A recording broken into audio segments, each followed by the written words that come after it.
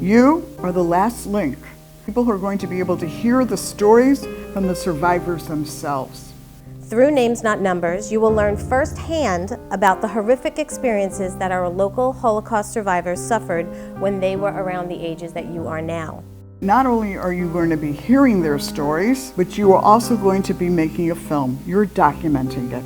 You and your partners in your small group are going to get biographies of the people you're interviewing. Some of you are going to be interviewing survivors, and some of you are going to be interviewing people like me, a child of a survivor. Part of our job in an interview is to be able to sort of elicit the three-dimensional person. How is it that we can prepare ourselves to be able to interview someone that's lived something so different? This is the actual suit that I wore when we left Belgium. That was made by my mother. My father was blonde-haired and he was blue-eyed. He looked like a Polish boy. When the Germans came in, I know that his brother and his grandmother were killed. Imagine as a 9-year-old child, your mother is basically telling you, you've got to leave.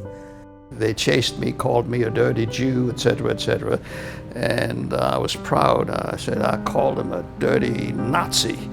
And my father very sternly told me, never do that again.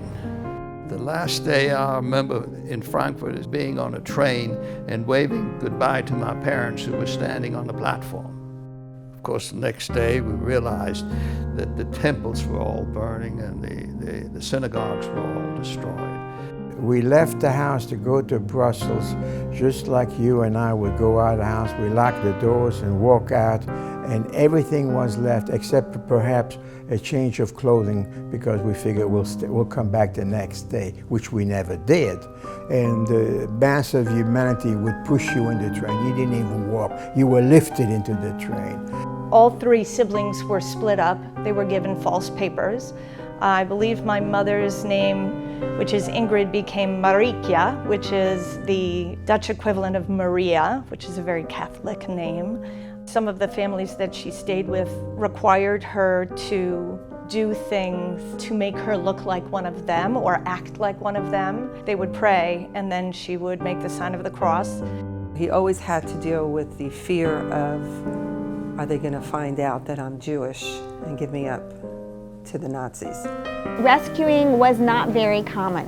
At some point, they had to step outside their own comfort zone and make very difficult decisions. Less than half of 1% of the population did any kind of rescue.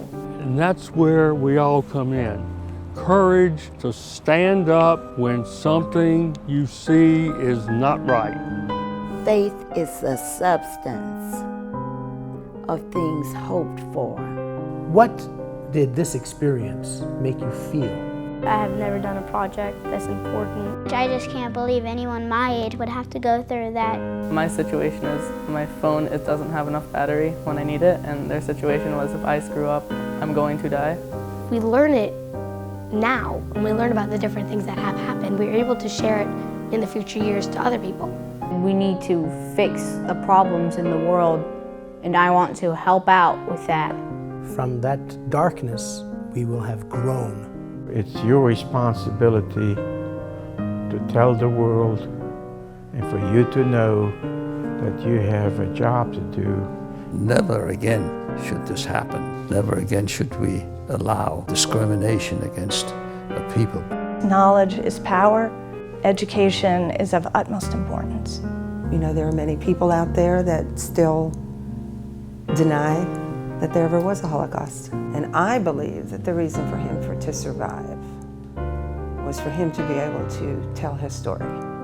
We are giving names to people who otherwise may not have had a name, who would have been forgotten.